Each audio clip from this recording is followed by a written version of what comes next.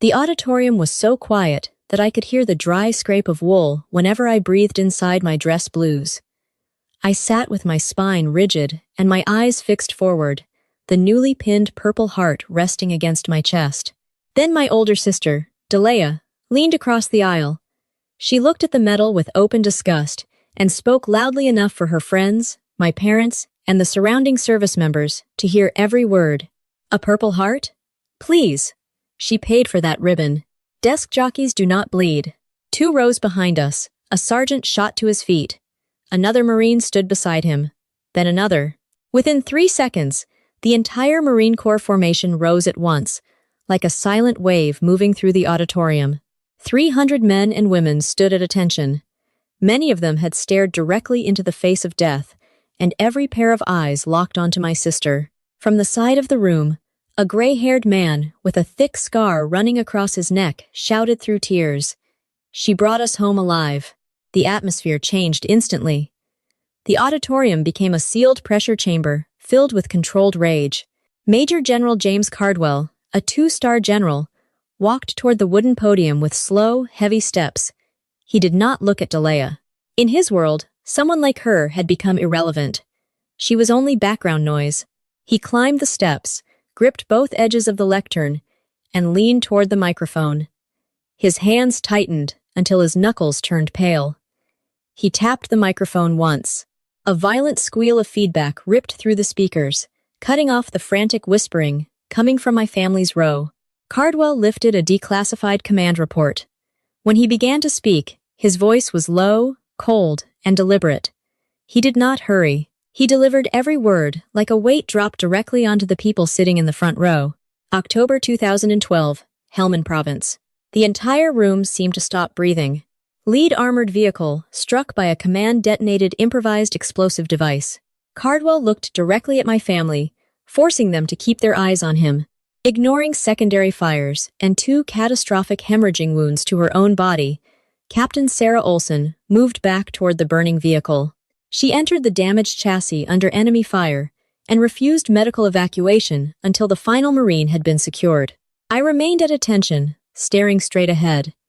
Years, as an intelligence officer, had trained my peripheral vision to register every movement around me, and I saw my father's reaction without turning my head. Arthur Olson had spent most of his life working as a logger on the Oregon coast. He judged everything with a yellow tape measure, a chainsaw, and the weight of something he could physically place on a table. To him, human worth had to be visible. It had to look like a stack of $100 bills, a newly framed house, a straight fence line, or a brand new Ford pickup parked in the mud.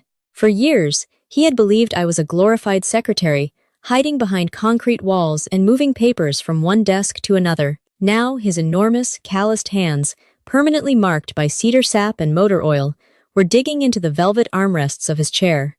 When Cardwell read the words catastrophic hemorrhaging, my father's broad shoulders collapsed inward. His knees trembled beneath his suit pants. Every arrogant calculation he had ever made about me was being destroyed in public. Every Thanksgiving joke, every sneer about my not doing real work, and every dismissal of my career was being ground into dust beneath the polished boots of 300 Marines. The formation remained standing. No one shifted. No one coughed. Cardwell left the podium and descended the short flight of stairs. The steel heel taps on his dress shoes struck the floorboards with a hard, even rhythm. Clack, clack, clack. Each step seemed to land inside my family's chest. He stopped directly in front of me and placed one heavy hand on my shoulder. The weight of a 2-star general pressed into my collarbone. He leaned close enough that only I could hear his first words. "Sarah, I ordered a total stand-down that night. The sandstorm had blinded the entire grid. I ordered every unit to hold its position." He swallowed. "You went rogue. You broke my direct order because you were determined to drag my Marines out of that fire." Cardwell stepped back. Then he raised his right hand to the brim of his cover and gave me a perfect salute. Reading this citation is the greatest honor of my military career. The words carried through the room. Then the silence broke. Men who had survived the worst humanity could offer began to cry openly. Hardened Marines stood with tears running down their faces. 2 seats away, Delia sank lower into her chair. The golden child of my family suddenly looked small, frightened, and completely speechless. When the ceremony ended, I did not remain for the handshakes. I did not wait for my father to find his voice, and I did not give Delia time to manufacture another excuse. I walked past my family, pushed through the heavy glass doors, and stepped into the cold, fog-covered parking lot. I needed real air. Staff Sergeant Marisol Vega was waiting beside my Chevy truck. She leaned against the metal tailgate with her arms crossed. Vega had been the combat medic who pressed her bare hands into my torn arm and physically held my artery closed while I bled into the Afghan dirt. I approached her and forced a faint smile. I started to make a joke, because that was what I always did when emotions became dangerous. I played things down. I made myself smaller. I tried to make everyone else comfortable. Vega did not smile. Before I could speak, her arm moved. She backhanded the paper coffee cup out of my hand. It struck the asphalt with a wet slap, spilling dark coffee across the toes of my dress shoes. "I tied off your arm in complete darkness, Sarah," she hissed. "I did not tear your life out of the Reaper's hands, so you could sit inside that room and let those parasites spit on our blood." I froze. The cold air burned inside my lungs. Vega stepped closer and drove a hard finger into my chest, just below the purple heart. "Your sister humiliated you in front of this battalion for one reason. You fund her miserable existence. You bought her the right to treat you that way." I could not answer. Her words hit harder than anything Delia had said. Vega pulled her hand away. She did not look at me with pity. She looked disgusted by the cowardice I had mistaken for patience. "Go home and do the math, Major." Her voice followed me all the way back to my quarters. "Go home and do the math." I climbed into the truck and turned the radio completely off. The cab fell silent, except for the steady hum of the tires against wet asphalt. The smells of the base began to fade. Burned diesel, hot pavement, metal, and boot polish disappeared behind me. In their place came a memory I had spent 20 years trying to scrub from my skin. Fresh sawdust, wet timber, sharp pine pitch. I had been born in a logging town, buried deep in the Oregon Coast Range. The mills never stopped grinding, and the sky seemed permanently bruised gray. Our family lived beneath a rusted tin roof that leaked into plastic buckets every November. Inside that house, human value was not complicated. My father's rules were simple. Intelligence did not matter unless it produced something he could touch. Integrity did not matter unless it earned a paycheck. Curiosity did not matter unless it repaired a machine. If he could not hold it, measure it, sell it, or brag about it over cheap beer, it did not exist. Delia was built for the center of that world. She was 3 years older than I was, with bleached blonde hair and a smile she could switch on whenever someone useful entered the room. She understood early how to flatter exhausted men. She knew when to laugh, when to tilt her head, and when to pretend their stories were more interesting than they were. She brought home cheap county fair beauty pageant trophies made of hollow plastic, painted gold. They had no real value, but my father polished them every Sunday with a damp rag. He displayed them on top of the television because they were visible proof that his investment in Delia was paying off. I was the opposite. I did not flatter anyone. I wore oversized flannel shirts, avoided makeup, and spent my afternoons sitting in a dark corner of the garage with broken shortwave radios. I stripped wires with my teeth and burned my thumbs on a cheap soldering iron because I wanted to understand how invisible frequencies crossed the air. I wanted to know how the world worked. To my family, that made me defective merchandise. I had no glamour, no social value, and nothing my father believed he could display. I learned the exact exchange rate of his affection when I was 9 years old. It was a rainy Tuesday. I spent 3 hours at our scarred oak dining table, using scrap paper from the mill and a set of dull-colored pencils. I drew a detailed tactical map of the Battle of Gettysburg. I plotted the terrain, troop movements, flanking routes, defensive positions, and the path of Pickett's charge. For a 9-year-old, it was precise. I was proud of it. I sat at the table, kicking my worn sneakers beneath the chair, waiting to hear my father's boots on the porch. I imagined him studying the map and placing one enormous hand on my head. I wanted that simple gesture more than anything. The front door opened. He entered, carrying the smell of damp wool, tobacco, and wet earth. He threw his mud-covered hard hat onto a chair, leaving a brown smear across the upholstery. He did not notice me. His eyes went directly to Delia, who was turning in front of the hallway mirror to admire a new denim jacket. "Look at that," he said, with a rare note of approval. I pushed my map across the table. The paper bumped against his knuckles. He finally looked down. His bloodshot eyes moved across the carefully drawn arrows for perhaps 3 seconds. Then he released a harsh breath. "You cannot take a daydream to the bank, Sarah. Throw this garbage away. It is cluttering the table." He walked to the refrigerator, opened a beer, and never looked back. I sat completely still. The blood drained from my face until my cheeks felt cold and numb. I did not cry. Crying in that house only gave people another weapon. Instead, I folded the map in half. The crease cut through the union line. I folded it again, then again, pressing each edge with my thumbnail until the map became a thick square. I pushed it deep into my jeans pocket. That afternoon, I built a coffin for my childhood and climbed inside it. I signed my enlistment papers on the morning I turned 18. There was no cake and no farewell meal. At 6 in the morning, I carried an olive-drab duffel bag down the gravel driveway to wait for a Greyhound bus. Coastal fog covered the highway and chilled the sweat along the back of my neck. My father stood on the porch holding black coffee. He watched me through the steam, as though I were a hired hand abandoning a shift. "Playing soldier," he said. "Do not call here crying for a ride when you wash out." Delia came outside in her pajamas. She gave me a stiff, one-armed hug while staring at the glowing screen of her flip phone. Only my mother left the porch. Diane hurried down the steps and moved behind my father's pickup so he could not see her. She caught my hand and pressed something rough into my palm. A crumpled $20 bill. She did not tell me she loved me. She did not tell me she was proud. She stared at the gravel, terrified that even helping me leave might create conflict inside the house.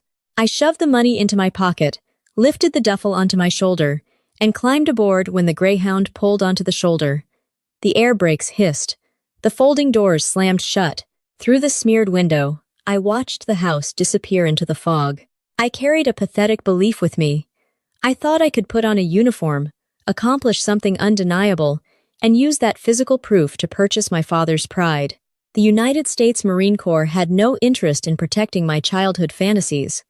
It chewed them apart and replaced them with discipline, endurance, and steel. By 2008, I wore the brass bars of a second lieutenant. While women my age back in Oregon were graduating from college, posting party photographs, and planning their next vacations, I was learning to identify the faint metallic odor of explosives buried beneath desert soil. I was assigned to route clearance. There was no cinematic glory in the job. My days consisted of 16-hour patrols inside an armored truck that baked beneath temperatures reaching 120 degrees. Sweat pooled in my boots. My eyes burned because I was afraid to blink. A random pile of trash beside the road could become a mass grave for the 12 Marines following my vehicle. I learned to freeze fear before it reached my face. I learned to give commands in a flat voice that left no room for argument. In the desert, I carried responsibility for other people's lives. Whenever I returned home, I voluntarily stripped away that authority. I stepped back into my family's house and made myself invisible again. At Thanksgiving in 2010, I sat at the far end of the dining table during my first real leave. Delia had brought Hayden Cross home. He was a local general contractor with a growing beer belly and a voice that dominated every room. He spent most of dinner boasting about cheap condominium projects and describing how aggressively he squeezed money from his drywall crews. Between bites of stuffing, Hayden looked at me. "What do you do?" I had not even inhaled before Delia answered for me. She pointed a gravy-covered fork across the table. "She files papers for the military. Some kind of filing nonsense. She is just a desk jockey." Heat rushed into my ears. I wanted to drop the reality of route clearance operations onto their dinner plates. I wanted to tell them about burned tires, hidden pressure plates, dismembered bodies, and the metallic taste fear left inside my mouth. My father interrupted before I could speak. He slammed his beer onto the table and laughed. "Well, that is good. At least she does not get lost on the way to buy her boss coffee." Everyone laughed. Hayden's face turned red from the force of it. I closed my mouth, bit the inside of my cheek until I tasted blood, and swallowed the truth. The humiliation reached another level during Delea's wedding in the summer of 2011. I was a captain by then.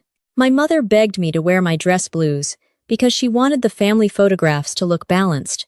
The rented banquet hall was filled with cheap pop music, spilled champagne, and overpowering floral perfume.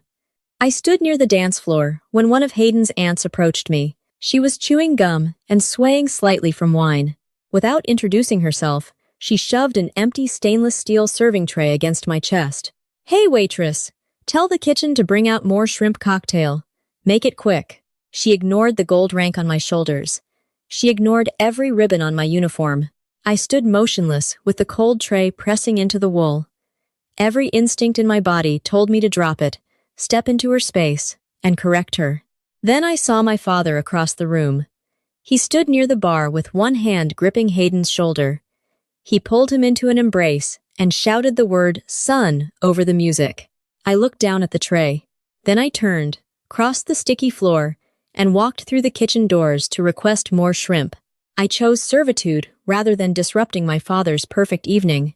I told myself I was preserving peace. In reality, my silence was feeding a monster. In the spring of 2012, a heavy intuition settled into my bones. Our upcoming deployment to Helmand Province was going to be brutal. Inside the communications tent at the forward operating base, I called my parents' house. Static filled the satellite connection, and diesel generators shook the canvas walls. I did not want praise. I wanted one person to tell me to come home safely. I told my mother the area was hot. I explained that improvised explosive devices were buried throughout the routes we had been assigned to clear. The television played loudly in the background. Then Delea's voice cut through the room. "Tell Sarah to stop being so dramatic. She always makes everything into a crisis. What is a bomb going to do? Explode in her filing cabinet?" My mother did not defend me. "Do not make such a fuss, sweetheart," she whispered. Something cold moved down my spine. The generators outside began to sound like a funeral march. I did not argue. I did not say goodbye. I placed the receiver back into its cradle and walked into the blinding sunlight. 12 hours later, I climbed into the lead armored vehicle. 12 hours after my sister accused me of exaggerating, our up-armored Humvee entered the Helmand River Valley. There was no warning. No dramatic click reached my ears. I never heard the explosion itself. I felt an enormous change in pressure that ruptured my left eardrum. The force lifted a 14,000-pound vehicle off the road and turned the world into orange light, spinning dirt, and screaming metal. When my eyes opened, the inside of the Humvee looked like a slaughterhouse. Fire was already consuming the Kevlar fabric on the rear seats.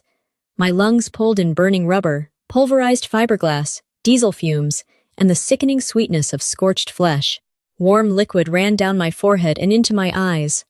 I blinked through the blood. The tactical radio panel had collapsed into crushed plastic and sparks. Static hissed through the damaged speakers. I tried to lift my left arm and release my harness. Nothing happened. When I looked down, I saw a jagged slab of shrapnel buried deep in my left bicep. It was nearly the size of a dinner plate.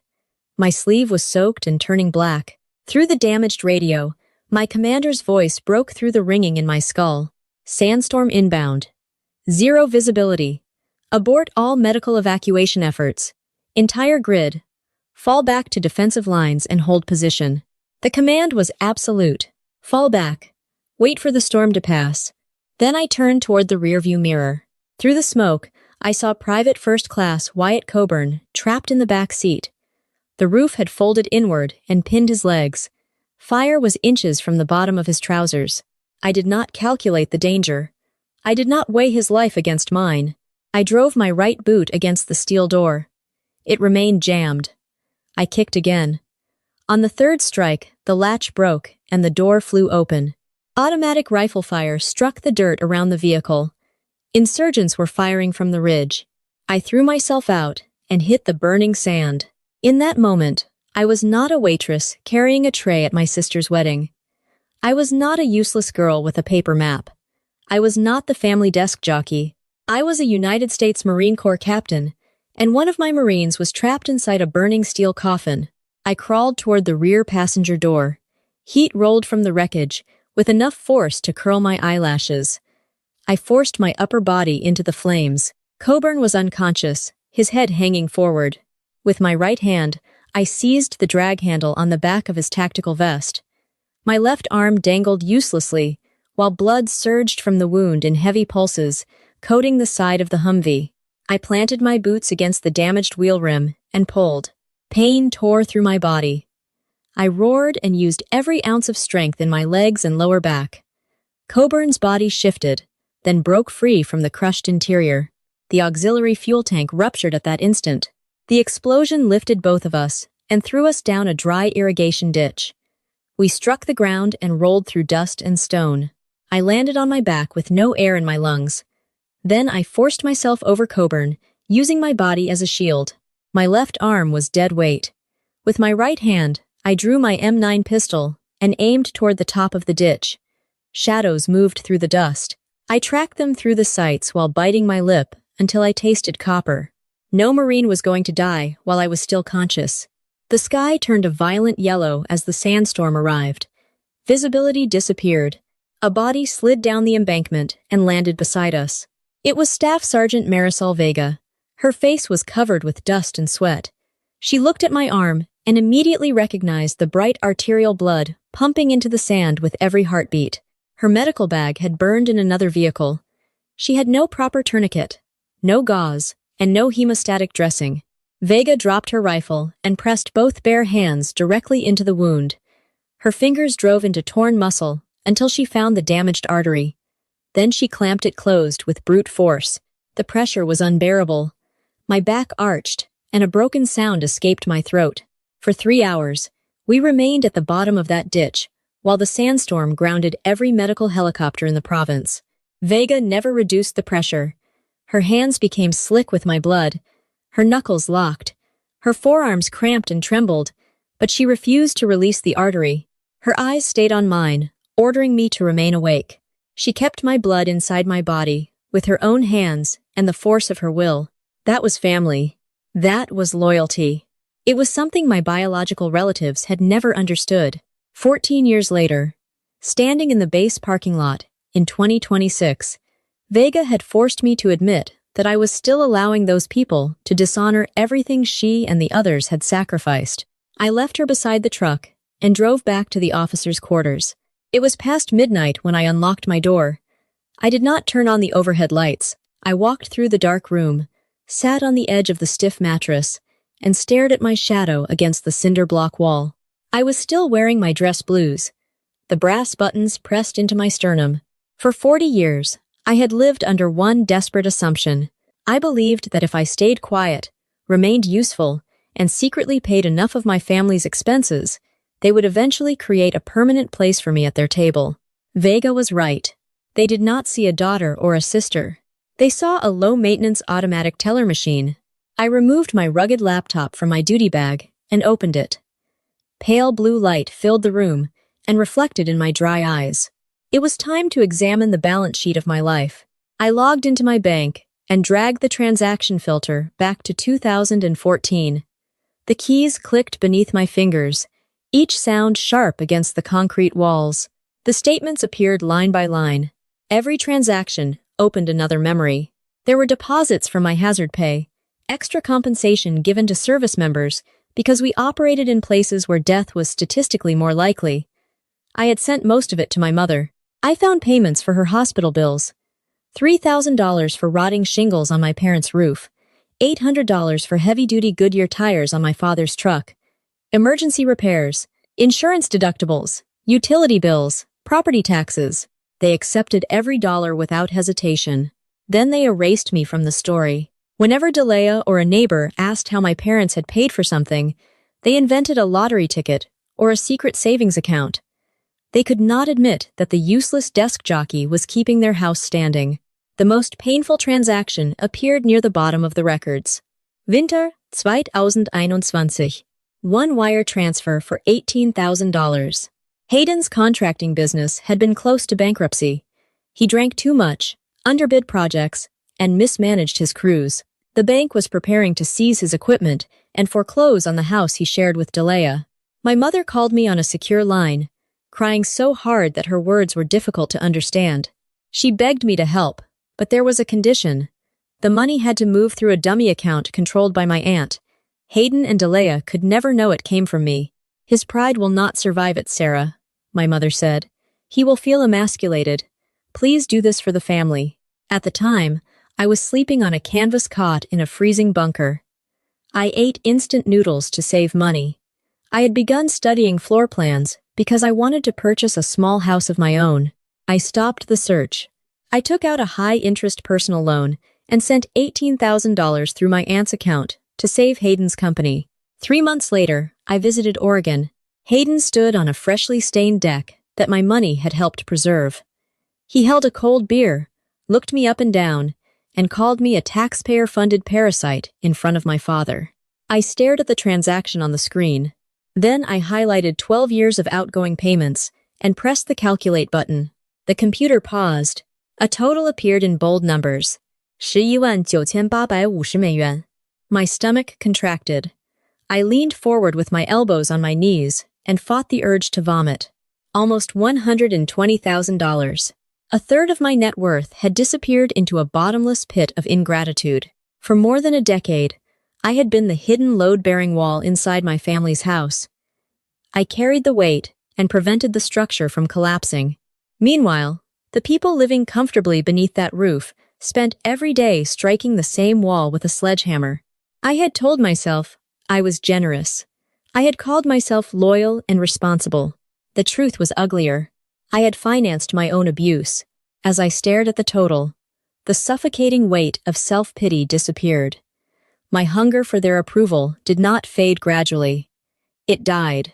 In its place came a focused rage, cold and heavy as liquid metal. I opened a blank document. I did not write an emotional diary entry. I did not beg my family to understand me. The Marine Corps had taught me a simple survival principle. You do not negotiate with people who are holding you hostage. I formatted the document like a military operations order. Arial font. 12-point type. Single spacing. 1-inch margins. An operations order was not designed to comfort anyone. It existed to define objectives, resources, boundaries, and consequences. I entered 4 names at the top. Arthur Olson, Diane Olson, Delia Olson, Hayden Cross. My posture straightened as I typed.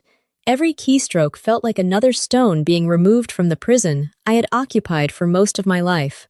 The core of the letter required only 3 short paragraphs. Effective 0001 hours tomorrow. All forms of financial support are permanently terminated. There would be no grace period and no final warning. I listed each account I had been funding. My mother's checking account, the account used for repairs, the dummy account my aunt had created for Hayden's bailout. Every pipeline was identified and closed. Then I typed one sentence that made my hands completely still. I am done shrinking myself, so you can feel big. I did not demand repayment. I did not threaten a lawsuit over Hayden's $18,000. The entire $119,850 was gone. I treated it as tuition for the lesson that had finally cured my blindness. Cutting them off was not revenge. I was refusing to purchase ammunition for the weapon they kept aiming at me. I opened the thick manila folder General Cardwell had given me after the ceremony. Inside were declassified after-action reports and casualty assessments from Helmand Province. The reports documented the chemical composition of the explosive device. They recorded the damage to the Humvee, the depth of the shrapnel in my arm, the severed artery, the massive blood loss, the 3-hour delay caused by the sandstorm, and Vega's efforts to stop me from dying. This was the reality Delia had dismissed as drama involving a filing cabinet. I copied every page and attached 30 pages of blood, fire, and dirt to the letter. At the end, I established one condition for any future contact. I do not want apologies produced by fear, and I do not want pride that arrived 13 years too late. If any of you attempt to contact me again, the only acceptable currency is curiosity. Before you decide who I am, you will read these reports. You will learn the truth. That is the cost of admission to my life. I printed the document. The machine whirred, and warm sheets slid into the tray. The smell of fresh toner filled the room. It smelled like freedom. The microwave clock showed 4 in the morning. The base outside was silent, and the sky was completely dark. I placed the documents into a thick envelope, picked up my keys, and drove to the base post office. No other vehicles moved along the road. Wind passed across the windows as I approached the blue collection box beneath a flickering street lamp. I left the engine running and stepped into the freezing air. Gravel shifted beneath my boots. The envelope felt heavy in my hand. I did not hesitate. I did not allow guilt, obligation, or the false holiness of family loyalty to enter my mind. I pulled open the cold metal chute. The hinges squealed. Then I pushed the envelope over the edge and released it. I slammed the chute closed. The metal struck with a deafening clang. It sounded final, like a guillotine blade landing against wood. The truth was no longer mine to hide. It was traveling toward a porch in Oregon. 5 days later, the explosion reached my family. It was Wednesday afternoon. I was standing near the live fire range while M4 rifles cracked against the distant berms. My phone began vibrating inside my cargo pocket. Delea's name appeared on the screen. I stepped behind the yellow safety line and removed my electronic hearing protection. Wind rushed into the sudden silence. I accepted the call, but did not speak. The dead air stretched between us. Delea's usual arrogance was gone. She sounded breathless and frantic, like someone falling down a staircase. "What the hell are you doing?" she screamed. "What is this garbage you mailed to the house? Are you punishing everyone over that cheap piece of metal they pinned on you?" I looked across the dirt range. Even then, she believed she was the victim. Her superiority had survived every fact inside that envelope. The only thing she understood was that the system supporting her life had suddenly stopped working. "No one is being punished, Delea," I said. "For 40 years, you decided my value was 0. You stood in front of 300 people who had bled for this country and accused me of buying my combat record. I am simply ending the automatic payments for that level of disrespect." She shrieked and demanded to know what money I meant. She truly did not know. She had never questioned who paid our mother's medical deductibles. She had never wondered how a retired logger could suddenly afford truck tires or emergency roof repairs. I did not explain. I ended the call. 24 hours later, Hayden contacted me. A loan payment had come due, and the secret account he depended on had been closed. He had read the statements attached to my letter. He had also read the combat reports. The loud contractor who once stood on a deck I helped save and called me a parasite had disappeared. The man on the phone sounded cornered. "Sarah, listen to me. I did not know.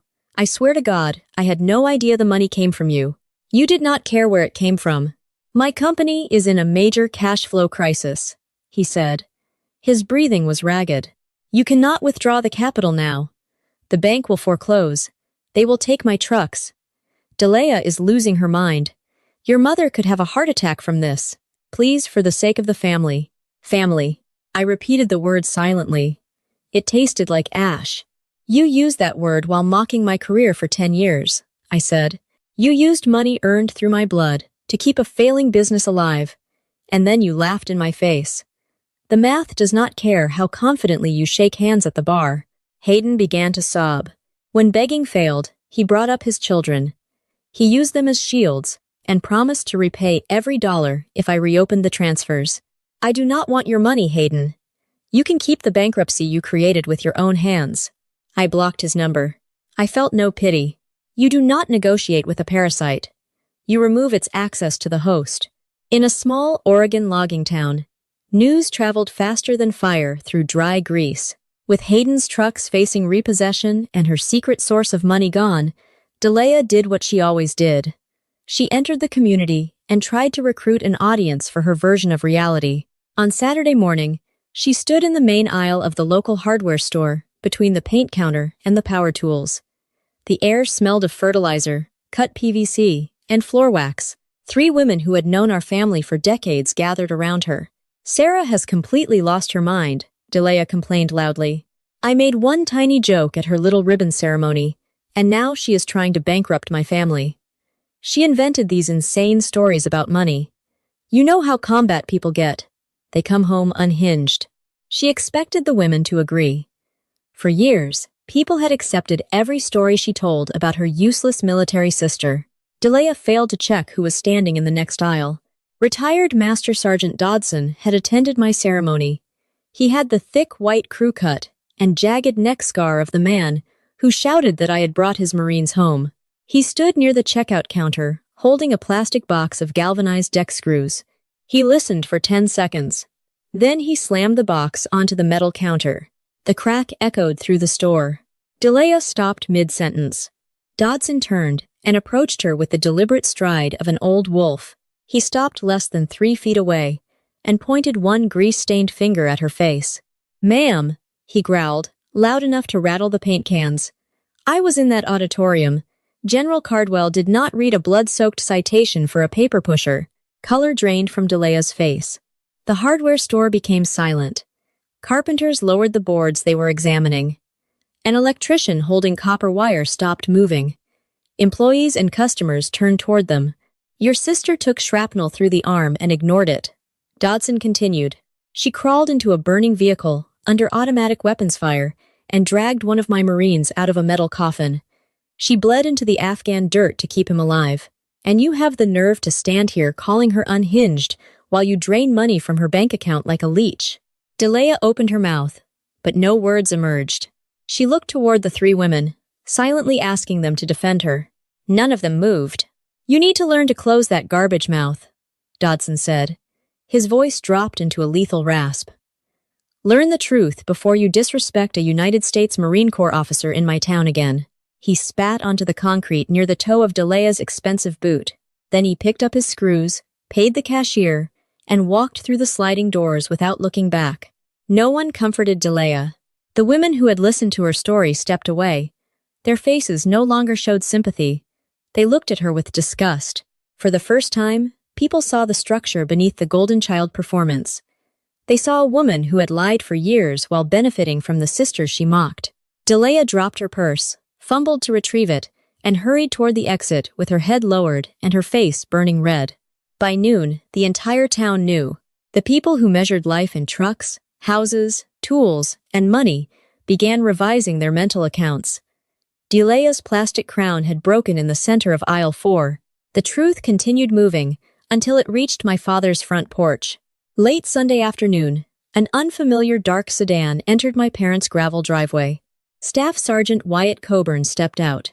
He wore an ironed long-sleeve flannel shirt buttoned to the wrists, hiding the thick burn scars that climbed his forearms. My father answered the door. His face was gray. News of Delia's confrontation had already reached him, and he looked as though he had aged 10 years over the weekend. Coburn did not waste time on pleasantries. He asked to sit at the scarred oak dining table. My mother poured him ice water with trembling hands. My father sat opposite him with his arms crossed, preparing for another blow. Coburn placed both hands flat against the table and described what happened in Helmand. He did not use clean administrative language. He described the oven-like heat inside the armored vehicle. He explained the smell of burning plastic and flesh. He described the shriek of the chassis folding inward and the terror of realizing his legs were trapped while flames moved toward him. Then he looked into my father's eyes. "Your daughter crawled through automatic fire, with arterial blood coming out of her arm. She dragged a 200-pound Marine from a burning vehicle while she was dying." Coburn's voice remained steady, but his eyes filled with tears. "I have 2 children, sir. I get to watch them grow because Sarah refused to leave me in that fire. To us, she is sacred." My father did not move. "I drove here because a man has a moral obligation to look another man in the eye and tell him what his daughter did." My father struggled to breathe. The entire system he had used to measure worth began collapsing. Trucks, money, fences, houses, and physical trophies meant nothing beside the reality of a daughter bleeding into foreign soil for someone else's child. My mother covered her face. Her shoulders began shaking. Then she stood so quickly that her chair scraped across the floor. She stumbled toward the old wooden hutch in the hallway and opened the lowest drawer. From beneath years of clutter, she removed a dented tin box covered in dust. Inside was a thick official envelope bearing the seal of the Department of Defense. The postmark read October 2013. It was the original Purple Heart notification and medal sent to my next of kin while I was recovering from surgery. The envelope had never been opened. For 13 years, my mother had hidden it at the bottom of a drawer. She had been afraid that the truth would destroy the comfortable lie my father and Delia preferred. Instead of honoring what happened to me, she protected their delusion. In front of Coburn, she tore open the yellowed envelope. The dark purple ribbon and gold heart slid onto the table with a cold metallic sound. My mother collapsed into her chair, pressed the medal against her chest, and sobbed. Coburn stood. He did not comfort either of them. He gave my father one brief nod, turned, and walked out of the house. Silence filled every room. By midnight, my mother had cried herself into exhaustion and fallen asleep on the living room sofa. My father remained awake. He gathered the Purple Heart, the original notification, my letter, and the 30 pages of combat reports. He carried everything into the kitchen and switched on the fluorescent light. The tube flickered above the worn linoleum. He sat at the small table without beer, television, or conversation. His rough fingers moved over the printed words. Improvised explosive device. Catastrophic fire. Massive hemorrhage. He read the measurements of the wounds, the description of the burning vehicle, and the account of Vega holding my artery closed for 3 hours. He confronted the wreckage of his own life's work. For 40 years, he had built a rigid system for measuring human value. Then he used it to crush the one child who possessed the same endurance he admired in himself. He had spent a lifetime polishing hollow plastic trophies, while solid gold remained hidden in a dark drawer. Outside the window, night slowly turned into a heavy gray dawn. Early that morning, my father climbed into his battered Ford pickup and drove 7 hours from the Oregon coast to my base. He had never made that journey before. In the 2 decades since I left on the Greyhound bus, he had never visited the place where I lived or tried to understand the work I did. At 0800, I exited the administration building. Morning fog clung to the parking lot. My father stood beside the rusted front quarter panel of his truck. He looked hollow. His shoulders had lost their usual rigidity, and the aggression that once filled his posture was gone. He held an oil-stained baseball cap in both hands and twisted the fabric between his fingers. I stopped several feet away. I did not cross my arms or offer him an escape. I waited. For a long moment, he stared at his work boots. His throat moved as he pulled in a shaking breath. When he finally spoke, he used the rough language he knew. I measured you by what I could see in front of me. His voice cracked. My whole life, I measured you like rough-cut lumber. If I could not put a tape against it, I decided it had no value. He raised his head. His eyes were bloodshot and filled with water. The greatest thing you ever built was something I could not see. The blood you left in that dirt. The people you brought home. I could not see any of it, so I decided it did not exist. I never tried to look harder. He dragged one hand across his mouth. I am sorry, Sarah. Not only for sitting there silently during the ceremony, I am sorry because I chose to be a blind coward for 40 years. He did not blame my mother. He did not blame Delia. He did not defend himself. He accepted the full weight of what he had done. The apology hurt more than I expected. It felt like blood rushing back into a limb after a tourniquet had been released. The numbness broke, and everything underneath it burned. 3 months later, in late June, I returned to Oregon for dinner. The house felt different the moment I entered. The manufactured tension that once filled every room was gone. Delia was not there. After Hayden's contracting business collapsed, the bank foreclosed on their home. They rented a U-Haul and moved out of state into a small apartment near Hayden's brother. The golden child's reign had ended. I stepped into my parents' living room and stopped. A large, custom-built frame hung in the center of the main wall. My father had selected a flawless piece of white oak from the mill. He sanded it by hand until the grain was smooth and finished it with a dark stain.